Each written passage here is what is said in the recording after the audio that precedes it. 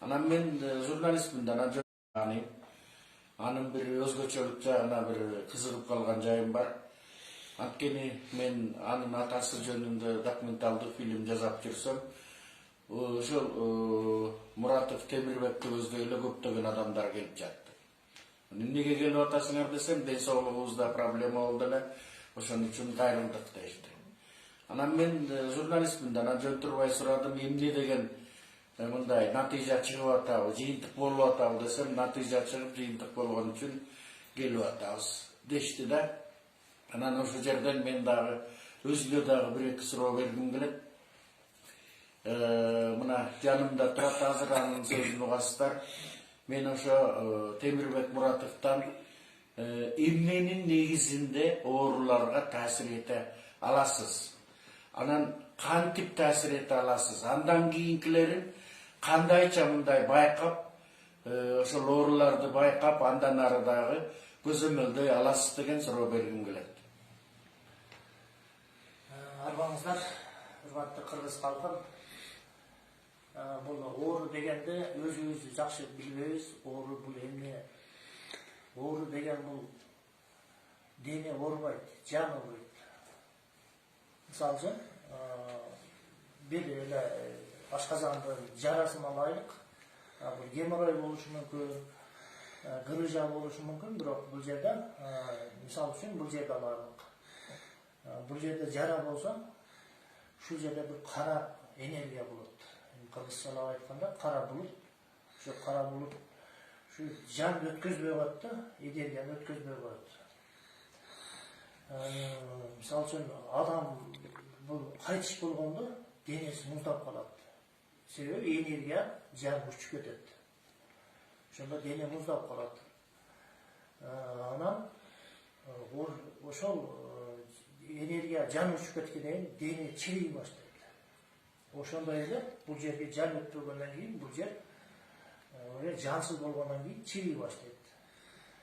Айыгы өтө эле оңой. Биз ушул жерге эле жанды өткөзүп коебуз, бул айыгат. Бул бир эле мисал, бул геморрой болушу мүмкүн.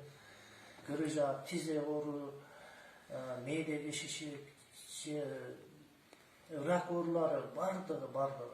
Бир эле диагноз болот, кара энергия болот. Оору деген денедеги оору. Бул жашоодогу тоскоолдуктун сигналы.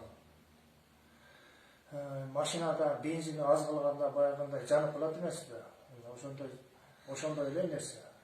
Бензин куйбай эле минип жүрө бергенде бир өчүп калат дегендей эле. Биз ошол сигналды табышыбыз керек. Оору деген ата тектен, жийит атадан келет. Жийит атадан бекер айтылган эмес. Ошол урпактан урпакка өтүп, ошентип кете берет. Ар бир оорунун ээси болот.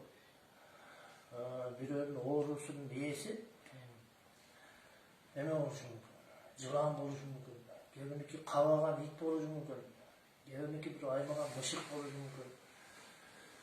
Ошол түшкө кирет, ошол жаман түш көргөндө ошол оорулардын ээлери кирет. Ошол оорунун ээлерин алмайынча эч бир оору айыкпайт. Эми чөп менен, дары менен убактылуу айыгышы мүмкүн. Бирок ошо чөпкө дагы айыкчу оорулар бар. Эми жөнөкөй оорулар айыгышы мүмкүн. Анан көбүнчө эле убактылуу ал укумдан тукумга өтүп кете берет.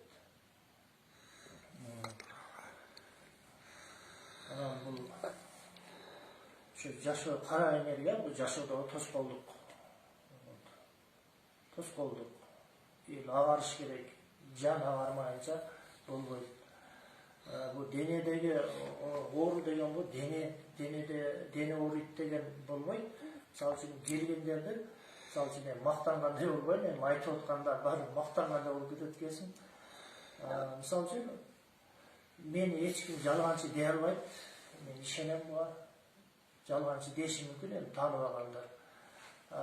Бизде далилдер, факторлор толтура. Мисалы үчүн азыр сиз мага ишенбей атсаңыз, далилдеп беришим мүмкүн. Азыр көзүмдө лазер бар, нур бар. Түшүнүктүү болсун үчүн лазер деп атам, сөздөргө көңүл бурабыз. Нур бар. алыстан бирөө ооруп аткан болсо, катты жаны кыйналып аткан болсо, видео звонок кылып, ошол жерде кармап турса басылат. Же болбосо азыр мени бир палатага алып барсаңыз болот, больницанын бир палатасын тандап, мага айтпай, ооруп тургандарды кирип, ошол ооруларды карасаң басылат. Бардык оорулар караганда, көзүмдө нур менен караганда басылат. Эми дал эле бар нерсенин бардыгы чын, дал эле жок, ушундай кылсаңар мындай болот, андай болот деп жүргөн нерсенин бардыгы жалган. Эми мына мага келбей алыстан айып аткандар бар.